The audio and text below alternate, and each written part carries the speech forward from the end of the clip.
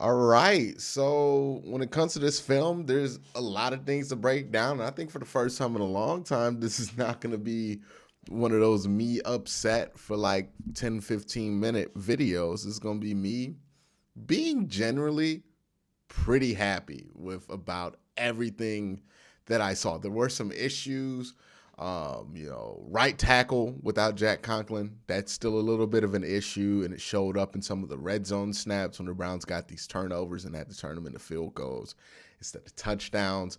Penalties in the red zone, still something that pops up.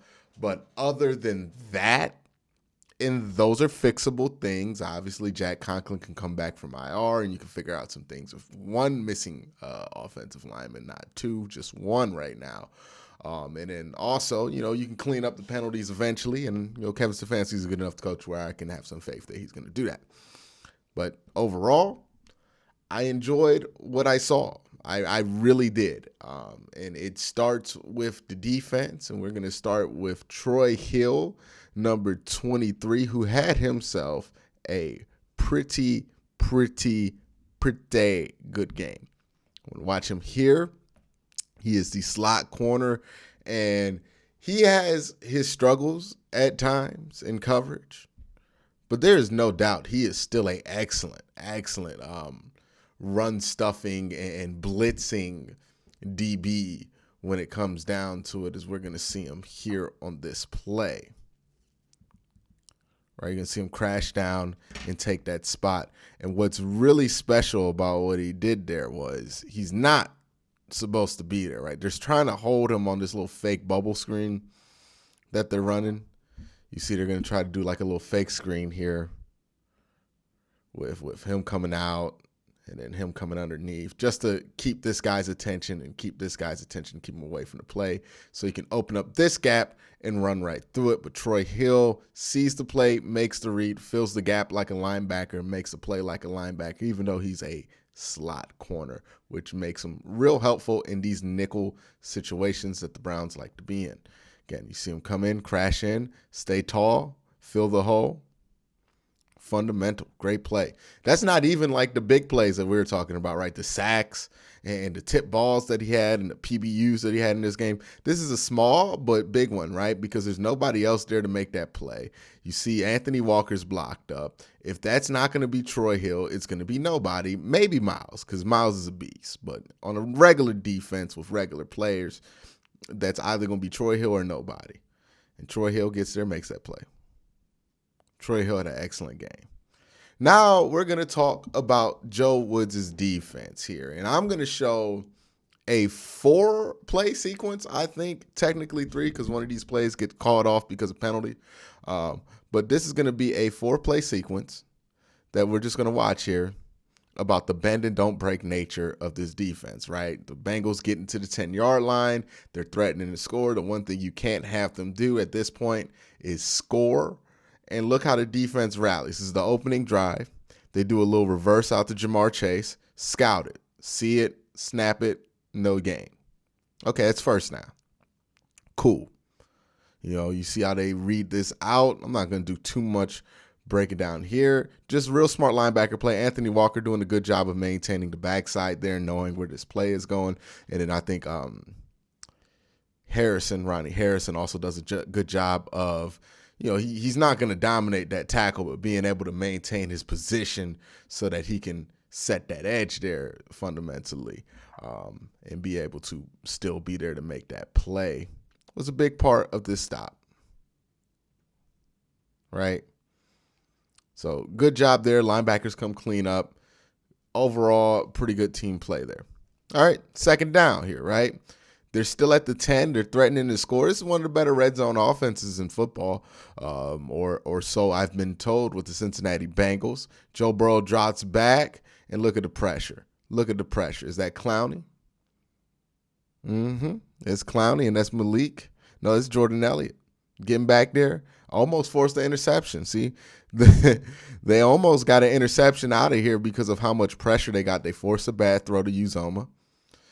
That was covered, which was an easy strip and almost a strip fumble for Malcolm Smith, right? Again, great execution in the red zone for the defense. See Jordan Elliott beats this man. Jadeveon Clowney beats this man, meeting at the quarterback, forcing the ball early. Malcolm Smith being very aggressive, very underrated player Malcolm Smith is.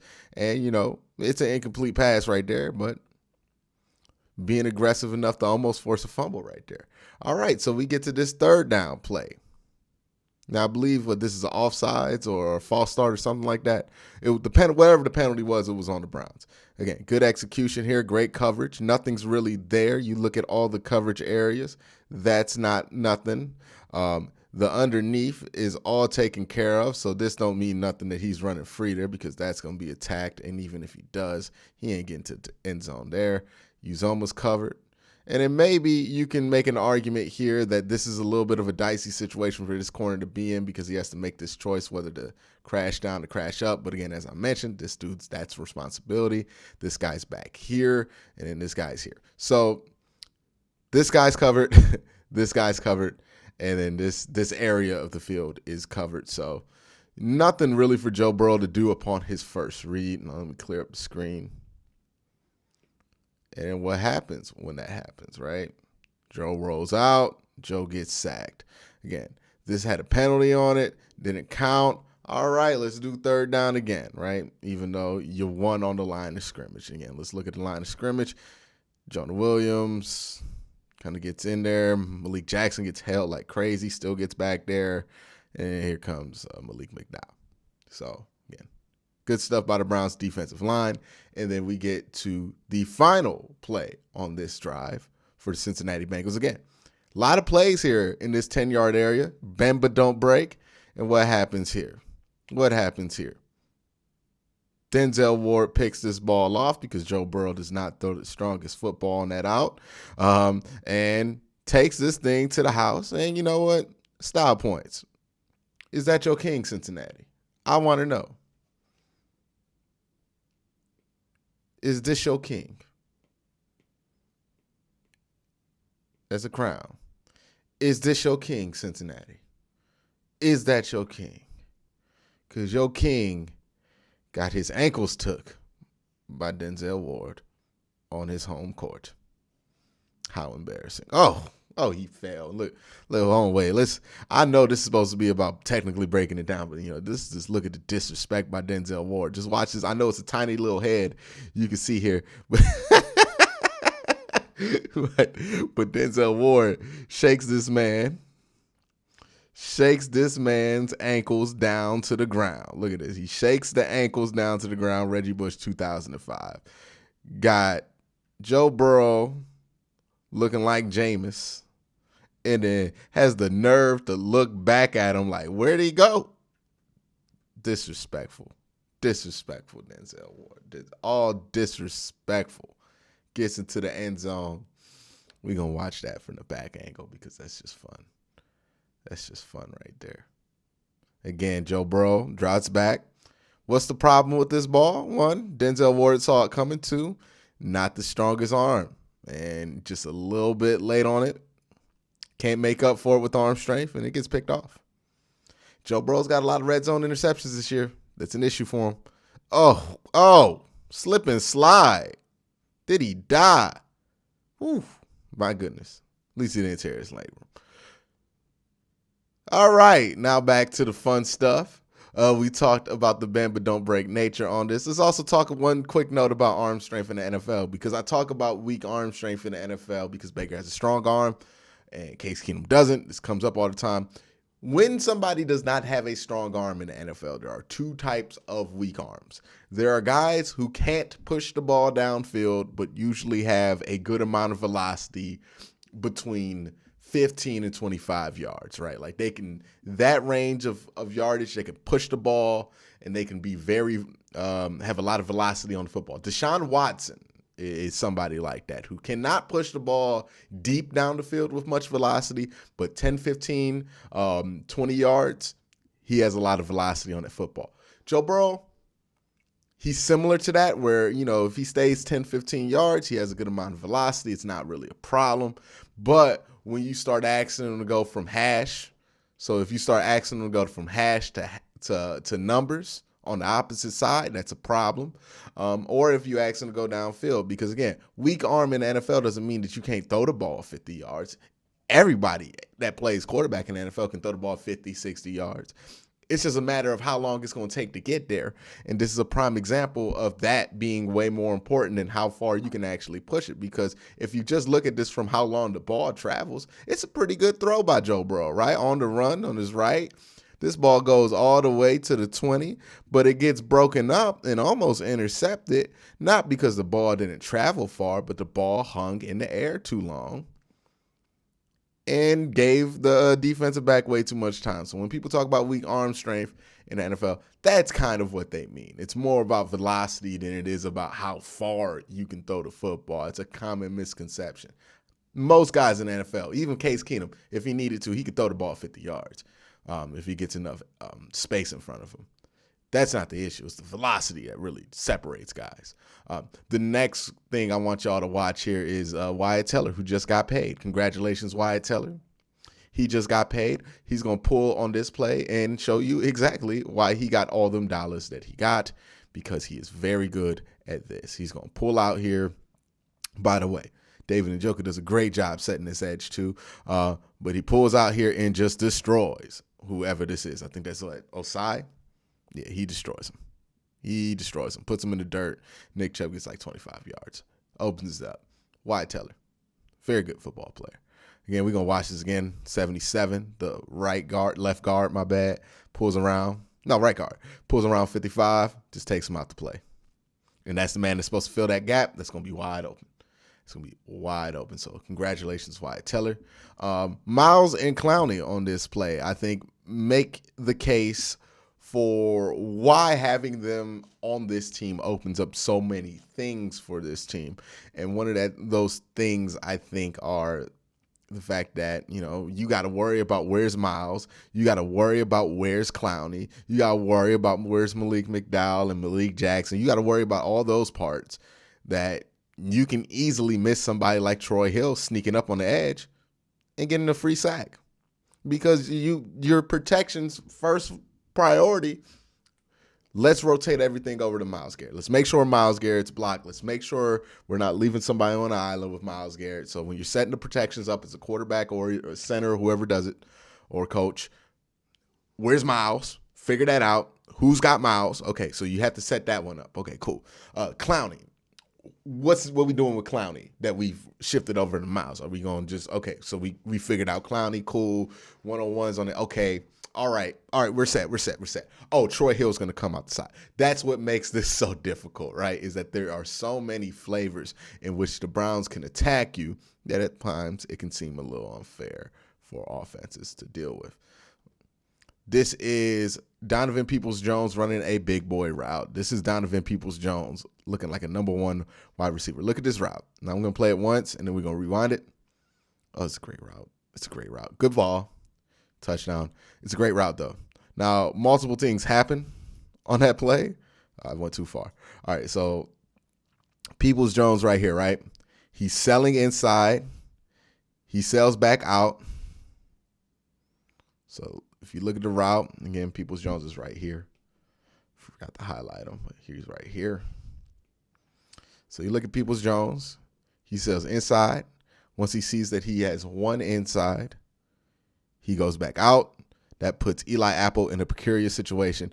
And it also, I don't know if this is a busted coverage, but it also leaves this defensive back, this is Von Bell, the strong safety, in a situation here, right? Because he's trying to figure out, do I get back and help out Eli, or do I try to come down on this play where Jesse Bates already is? So with Donovan selling this inside out right in the eyesight of Von Bell, what he does here is essentially fool Von into thinking he's going to go this way and that this dude's going to be okay. But that's not what happens. He goes inside out and gets wide open. Again, look at the body language. Look at how he sells the hips, the eyes, everything's going this way, and then he just snaps in that direction. That's a great route. That is a number one receiver route. He doesn't run routes this well all the time, Donovan Peoples-Jones, but when he does, he's unstoppable. And that's why he has so much potential. If he can be like this more consistently, he's going to be one of the best receivers in this division. Again, look at how he just subtly plays this route out. He's really good at that. Sells all that body language inside, then back outside, makes Eli open them hips up, and he's gone. He's gone. Good hand play, too. You see where he gets the hand placement on Eli, so Eli can't really mess with his route. Good hands, and he's gone. That's a great route. Great route. Great football by Baker.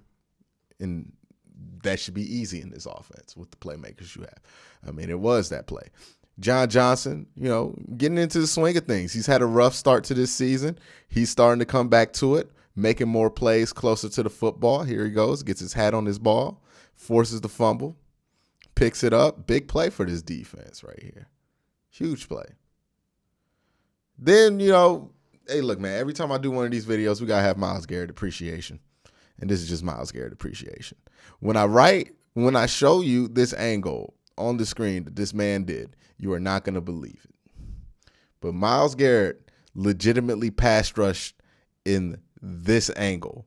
He ran a out route with a offensive tackle trying to block him, essentially. Like, he cut this corner tight.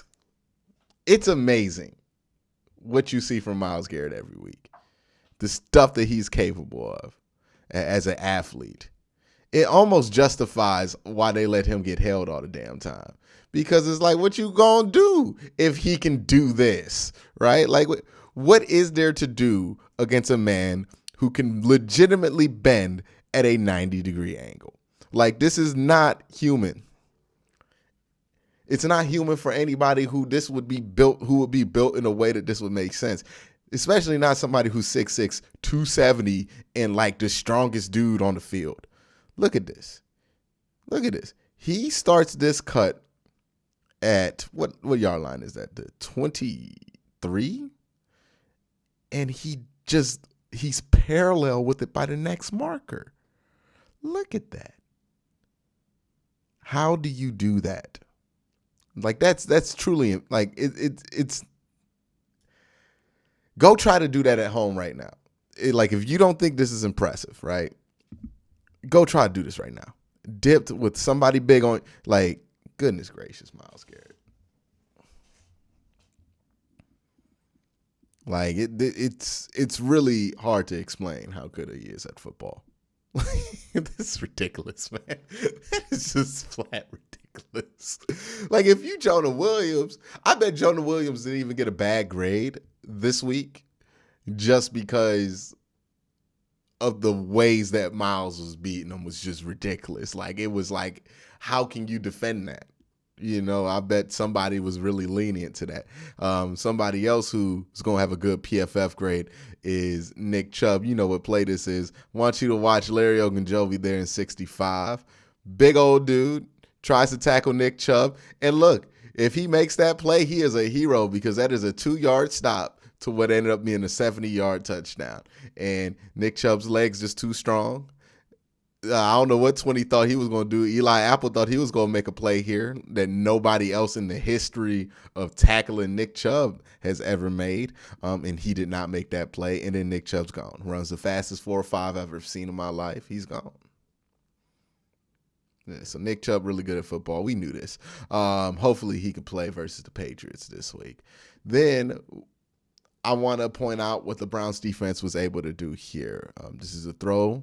This is a great play by Denzel Ward. Tip ball. Jon Johnson gets the interception. So he had a forced fumble and an interception. Great game for Jon Johnson.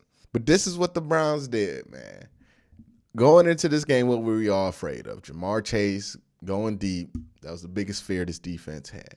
They turned that biggest fear that they had into a strength. They got 3 turnovers.